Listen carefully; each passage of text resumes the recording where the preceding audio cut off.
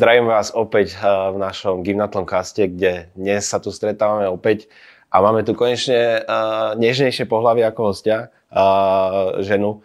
Konkrétne je to pani doktorka, pediatrička Denisa Jašová. Hej. Je to aj autorka knihy, teda dvoch kníh, Zdravé dieťa a teda novinka Nezdravé dieťa. Denisa, vítaj u nás. Ďakujem. Som veľmi rada, že som prvá žena. Aj my sme privilegium. Aj my sme veľmi radi. A teda rovno poďme k tej knižke teraz, čo nedávno si pokrstila, to Nezdravé dieťa. Vlastne to pokračovanie na tú prvú knihu. Hej. A o čom je táto knižka? Je to inak také voľné pokračovanie. Nie je to, že to nie je román, hej, že jednotka, dvojka.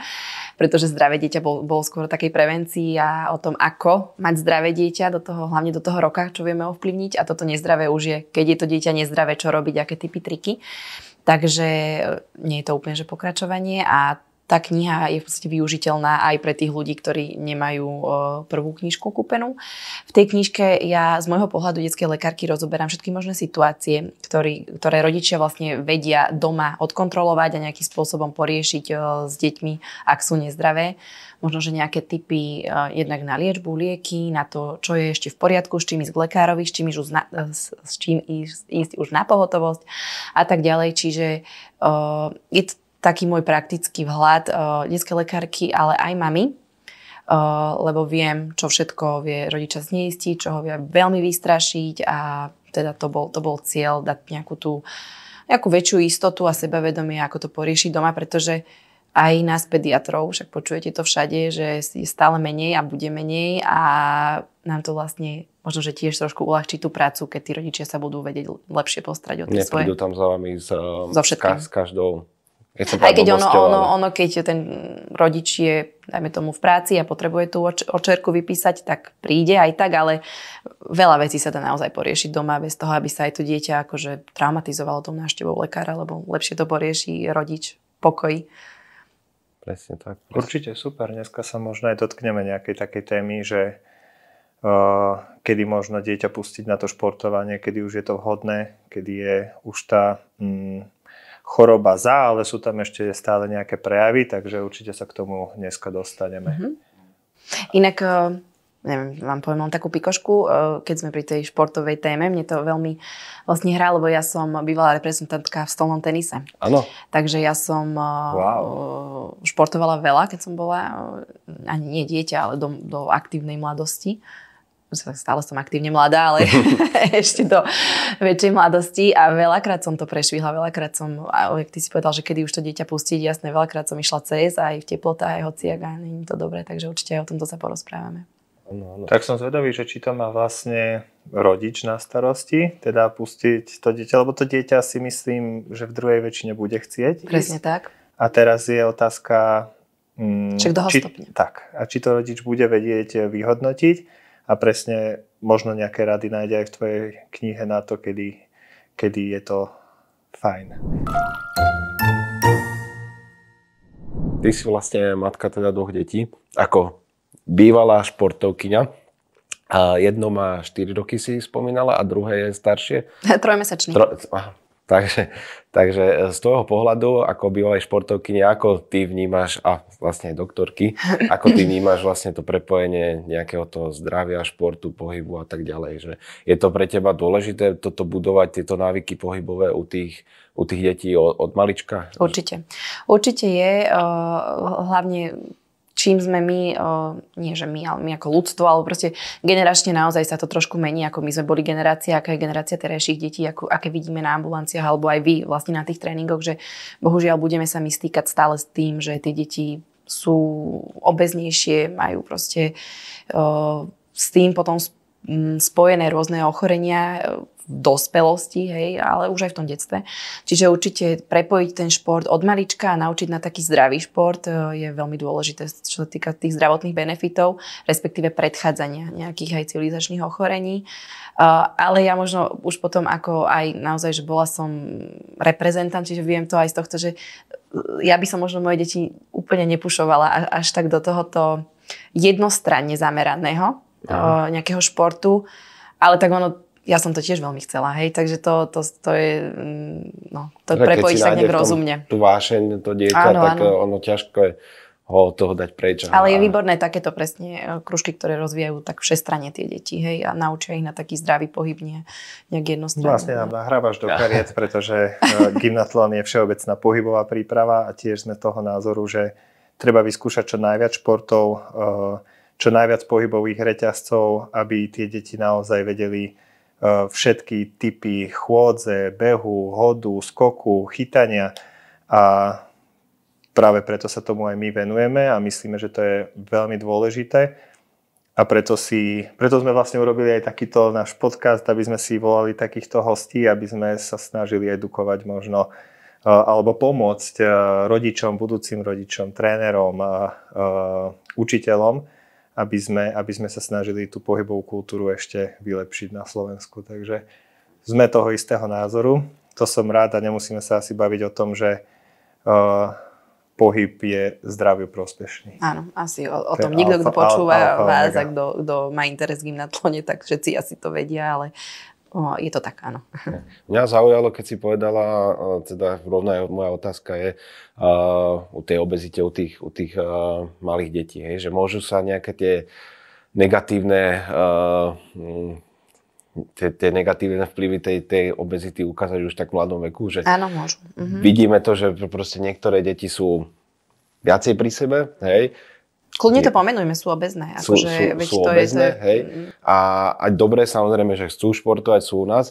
A ako vnímať teraz túto obezitu tých malých detí, že môžeme sa spoliehať na to, že sa vyťahnú a že sa to zlepší, alebo je to niečo fakt, že by sa mali zamyslieť že na tú stravu toho dieťaťa. Alebo tak, toto si dobre povedal, že nie, mali by sa zamyslieť na tú stravu dieťaťa, lebo dieťa sa nad tým nezamyslí, lebo dieťa samozrejme má buď odpozorované nejaké stereotypy z tej rodiny, alebo proste je, čo sa mu ponúka. Čiže to je úloha nás rodičov, detí proste odkontrolovať to. Je to niekedy určite ťažké. Treba začať od seba. Ja to inak vždycky hovorím, už o tých príkrmoch, hej, čo pol roka má dieťatko a ja to vtedy hovorím, že toto je také najlepšie obdobie prehodnotiť svoje stravovacie návyky ako rodičia, pretože viete to, už ste aj vy rodičia malých detí, to dieťa nasáva všetko, keď si vydáte tú kofolu, tak akože verte mi, že aj ono ju bude chcieť, že nezostane ono pri vode. Takže ide to všetko z toho domu a tá obezita má bohužiaľ už aj v skorom veku všelijaké negatívne zdravotné dôsledky. Tie deti naozaj vidíme s vysokým krvným tlakom, proste, čo sú deti školáci, hej, prvostupniari. Majú vysoké tepy, sú naozaj kardiovaskulárny systém je už v tomto malom veku, hej, že nie je to, že 30-tník bude mať teraz aterosklerózu a 50-tník cukrovku, ale že už v nízkom veku to ovplyvňuje a tak áno, lebo je to aj pre to srdce, pre ten kardiovaskulárny systém väčšia námaha, keďže sú väčšie kilá a všetko toto udýchať a ubiť to srdce. Takže nie je to dobré tá obezita a je to úloha nás rodičov, aby sme to regulovali. Takže to vnímaš, že áno, to určite narastá. To potvrdzuje zase slova Martina Pupiša, kde sme sa bavili o tom, že zase ti dá za pravdu to, čo vidia deti u rodičov. My sme sa vtedy bavili možno viac toho pohybového stereotypu, keď ideme s tým dieťaťom pešo do škôlky, do školy, ono to vidí, nejdeme autom, nedoniesieme ho až pred chod, zacvičíme si s ním, aj keď to troška dlhšie trvá, ale to dieťa to vidí a samozrejme aj to jedenie teda určite odporúčam aj. My sme to tak začali.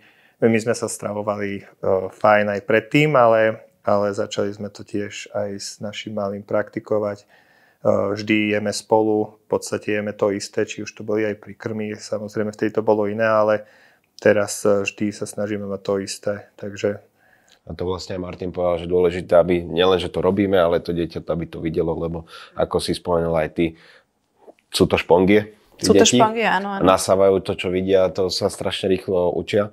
A ako teraz Paťa hovorí, že dať si spolu tú večeru, ten základ toho stravovania, alebo dať si spoločný ten obed v rámci možností, samozrejme, že keď jeden je v robote, tak asi sa nedá každý deň, ale proste vždy si nájsť aspoň jedenkrát denne alebo dvakrát tie raňajky, tú večeru spolu, nejaké tie návyky. A celkovo aj tá skladba toho jedálnička, hej, že nepoviem si, že bože, však má len 2 roky, tak nebude to riešiť, bude to riešiť, ono toto dieťa vidí, hej, práve, že napríklad v tom stravovaní tie prvé 2 roky sú úplne kruciálne, hej, že vtedy budujeme hlavné stravovacie návyky dieťaťu na celý ten život. Hej. Čiže není to, že teraz sa na to vykašlem a keď bude mať 4 roky, keď bude viacej vnímať, vtedy to idem riešiť. Nie, vtedy to už dieťa naozaj to má... Neskoro, áno, už to je neskoro. A možno mi to vyvrátiš, alebo nie, čo sú výhovorky, že to je genetika? Proste, to je výhovor. Je to výhovorka? Je to naozaj v rámci tejto genetiky sa hovorí, alebo je to tak, že nie je to genetika čisto zdedená, ale je to naozaj odpozorované stereotypy. Čiže ja keď som tučná, alebo teda a mám nejaké stravovacie zlé návyky, málo sa hýbem a s tým teda súvisí aj tá váha vyššia, tak to isté vlastne vidí to dieťa, to isté ja tomu dieťaťu ponúkam, čiže to je odpozorovaný stereotyp, ktorom sa ono do ktorého sa narodilo, ale nie je to, že ono sa narodilo s genetickou výbavou byť tučné. Ono sa narodilo do rodiny, kde sa to všetko proste takto odpozorováva a... Je to pre ňoho normálne. Je to pre ňoho normálne. A tí rodičia si nejakým spôsobom povedia, že ja som tiež tučný, tak asi aj on bude, lebo proste... Áno, lebo to máme... Lebo chudák to má geneticky. Lebo aj môj otec bol, ale áno, preto si možno ty tučný, lebo tvoj otec ťa naučil jesť namiesto, ja neviem, šalátu, klobasu, to hovorím, hej, len jasné, jasné.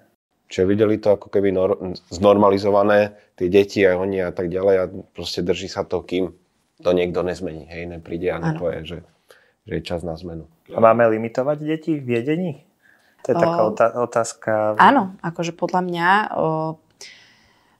už, je to strašne ťažké, ale možno nie, že limitovať zase, aby sme nešli do nejakých poruch príjmu potravy, hej, ale ponúkať zdravšie alternatívy. Ja neviem, vy ešte nemáte tak staré deti, ale však to už všetci mami školákov alebo starších škôlkarov vedia, že dieťa vypytuje sladkosť, tak ja neviem, najskôr mu povedať, dobre, Vilko, Anka, ale najprv si daj uhorku a potom uvidí, že či proste ti tú sladkosť treba, hej, že lebo to dieťa veď aj my prvoplánovo by sme si asi radšej dali častokrát niečo nezdravšiu alternatívu a my sa už nad tým vieme zamyslieť, to dieťa úplne nie. Čiže určite nejakým spôsobom limitovať to treba. Ja to vidím aj na tréningoch aj s tými deťmi, že ja akože vždy v rámci toho nejakého pokecu na začiatku a tak ďalej, ja sa vždy pýtam, že aké je vaše obľúbené jedlo, hej? Pizza. Môj malý povie pizza štvoročný. No.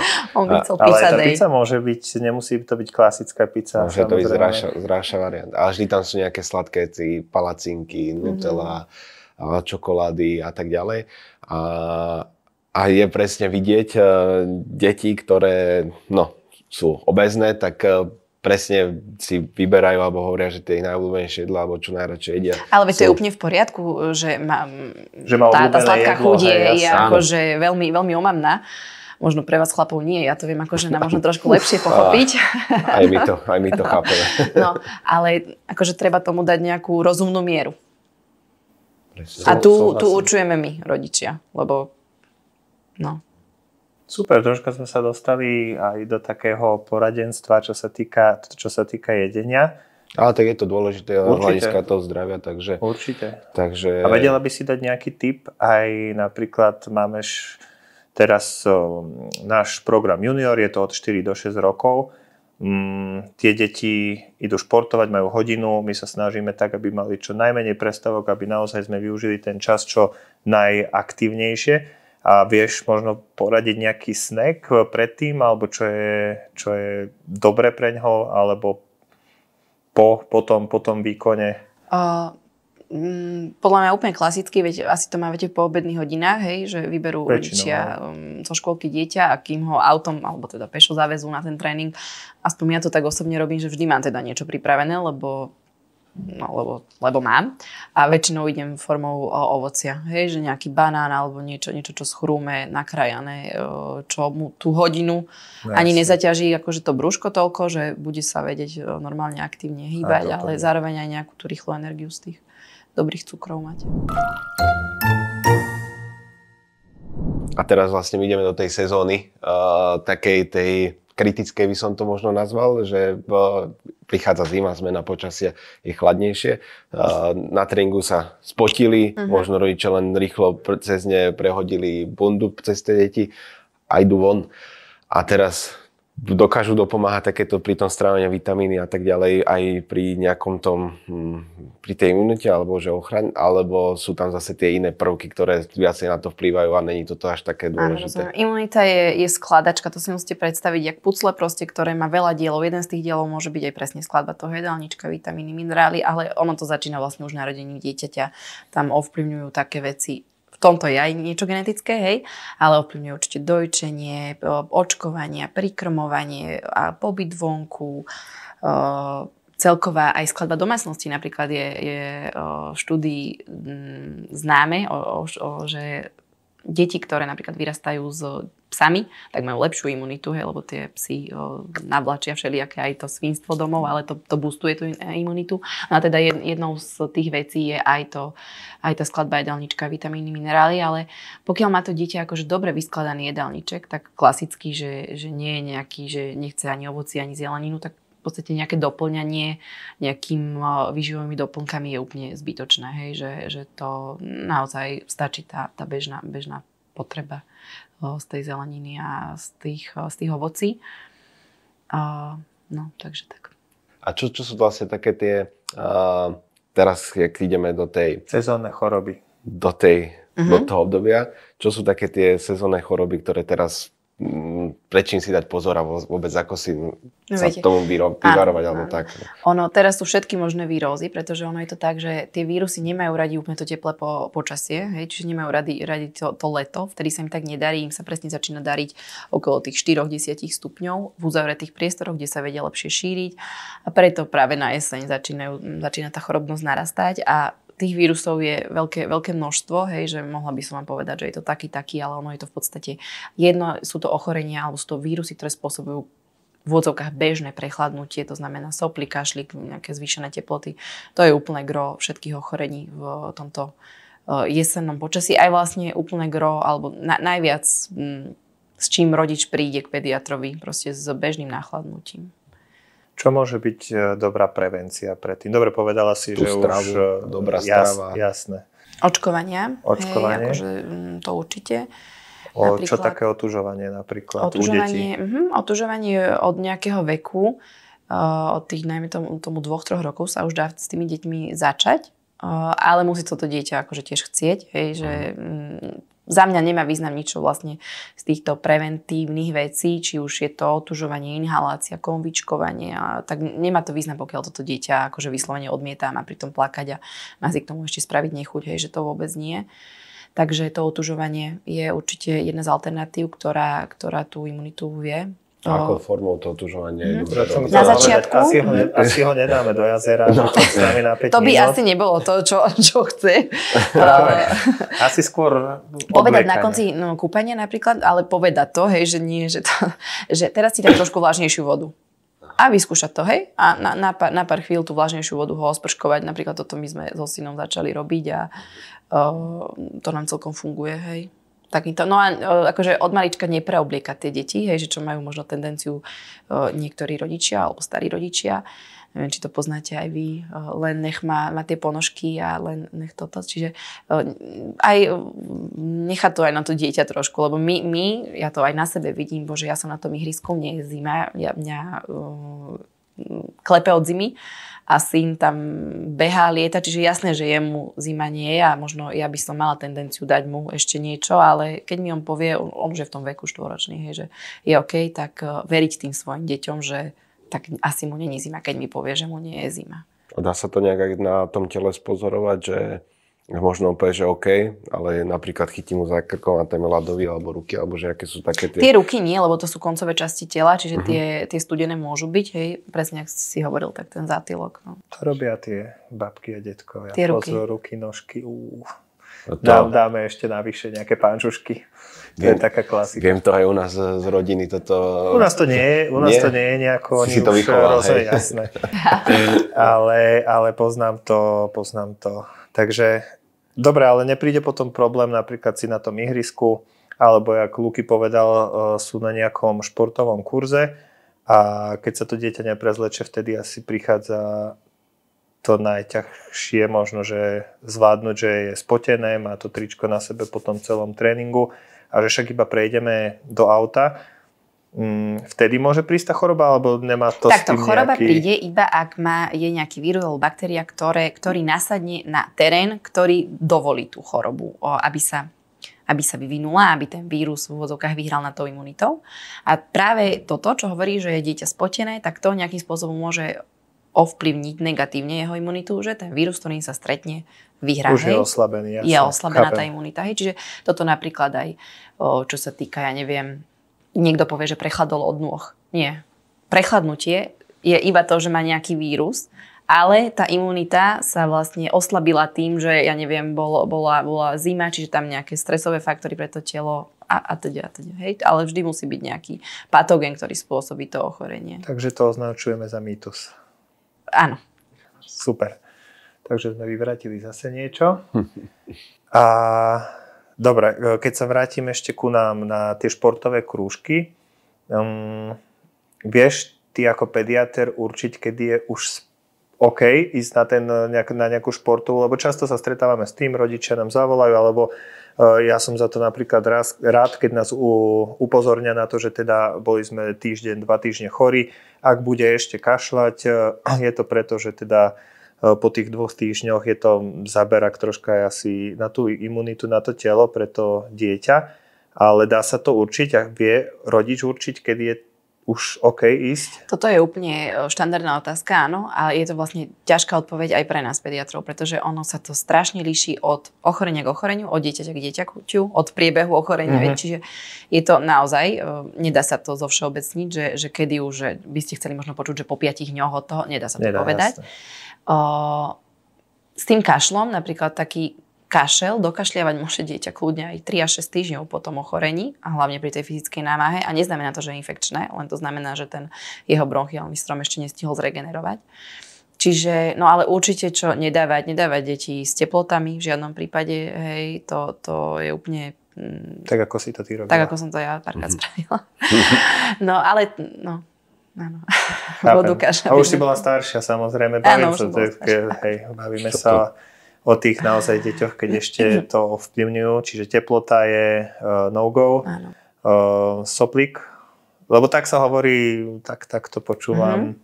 Čo sa týka aj, dajme tomu škôlky, aj nejaké teda takéto pohybové krúžky, keďže ten sopel je napríklad, soplík je viac, jak by som to povedal, je horší ako kašel. V tom porovnaní, ak má dieťa sopel, tak vtedy to je také, že... Indikátor, že ešte nie je pripravené. Hej. Lebo to vykašľávanie môže presne byť dlhšie. Áno, týmto štýlom to myslíš. No, áno. No, to je tiež strašne náročné, akože na toto odpovedať. Ale viete prečo? Lebo pre niekoho ten sopel je samolimitujúcim, akože, že mňa to limituje v tom, že som dieťa a mám sopel, ale pritom všetko ostatné zvládam, lenže ja môžem zase nakaziť niekoho iného. Čiže tu je aj toto, hej, že väčšinou to ochorenie je najnakazlivejšie v tie prvé dni, keď ten výtok z toho nosa je taký akože markantnejší a keď to dieťa tými soplami rozhadzuje kade tade. A presne ako vieš, dokašlievať môže dlho a už infekčné nie je. Čiže ono aj toto treba brať v úvahu, že tá infekčnosť, hej, že síce si poviem, že začína mu iba sopel a že pre neho je to OK, a on ale môže nakaziť iné deti, pre ktoré to až tak OK nemusí byť.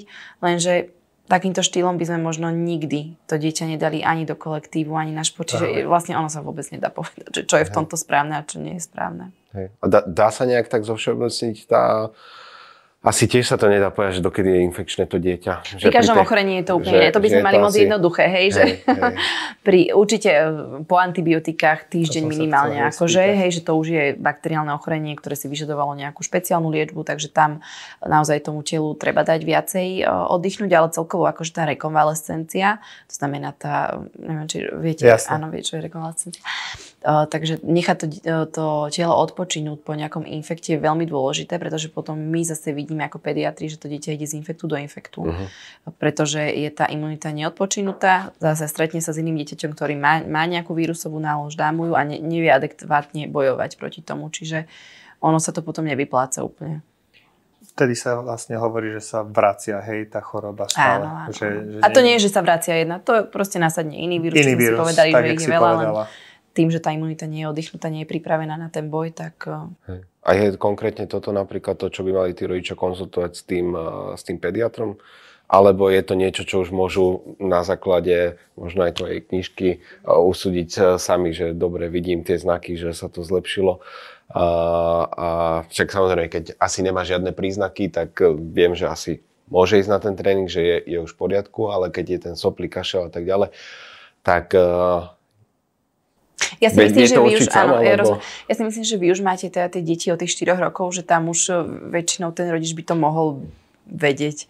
Máme aj mladšie, máme jeden program od 2,5 do 4, vlastne baby, kde samozrejme zasa, ale je to asi o tom rodičovi a možno o tej hranici, že kedy, lebo presne ak si povedala, že ja keď budem hovoriť, že ešte nie, ešte stále nejako sa mi zdá ten sopel, tak to v podstate od jary do leta bude to dieťa, alebo od jesene do leta bude to dieťa, nebude chodiť na žiadny krúžok, pretože furt niečo bude.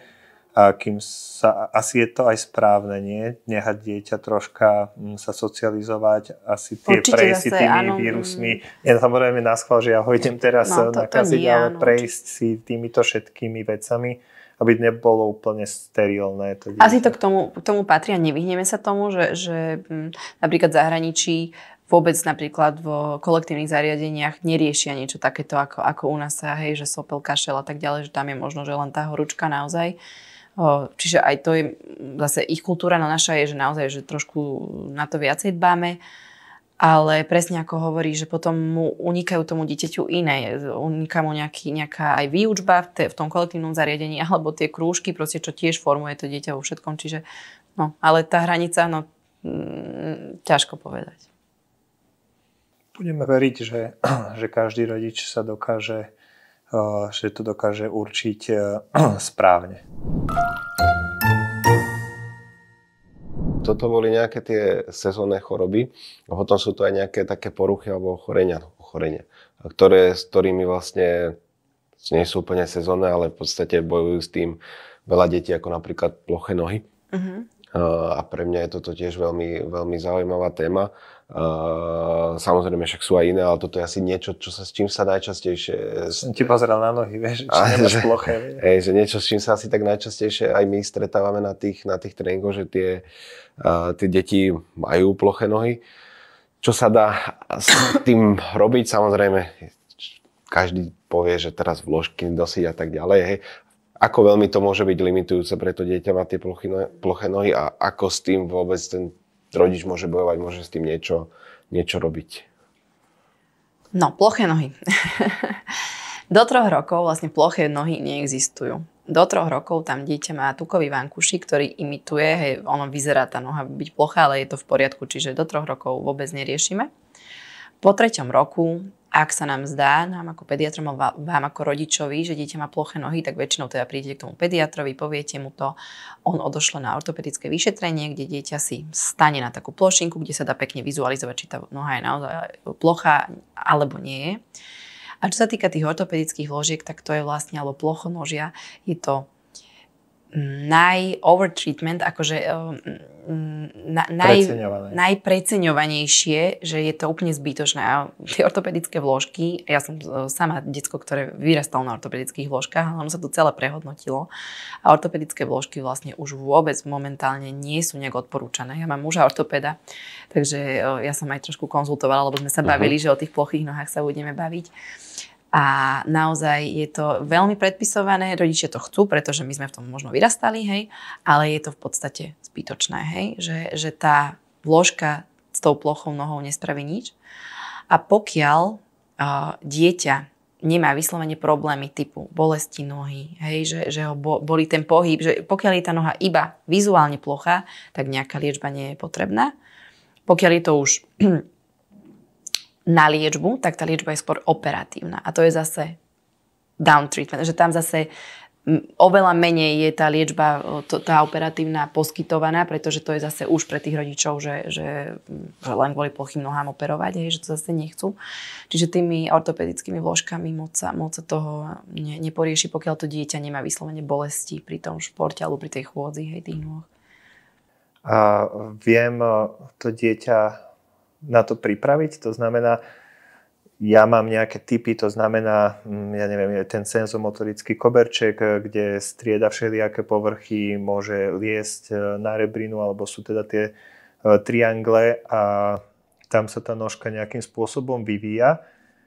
Ale alebo vyveď ma z momilu, alebo ako to je, že keď tie ploché nohy máš mať, tak ich budeš mať, alebo viem to presne takým... V podstate, keď ich máš mať, tak ich budeš mať. Okay. Pretože tam ide o to postavenie kostičiek. A áno, samozrejme tú klembu držia aj ligamentá, ktoré sú tam, ale v podstate väčšiu časť má tá kostená štruktúra, čiže to geneticky, jak sa tie kostičky na seba naukladajú. Čiže tu tá genetika zohráva úlohu. Tu zohráva väčšiu úlohu, ako sme sa pri tej obezi. Takže keď nechám dieťa...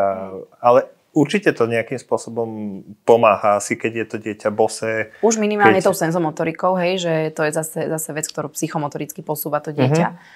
Striedanie tých povrchov, pretože aj ten senzomotorický podnet vlastne vo veľa veciach tie stimuly. Takže v tomto, ale vyslovene akože čakať od toho, že dieťa nebude mať ploché nohy len za to, že mám doma senzomotorický koberček a že sa hýbe, tak to úplne tak nie.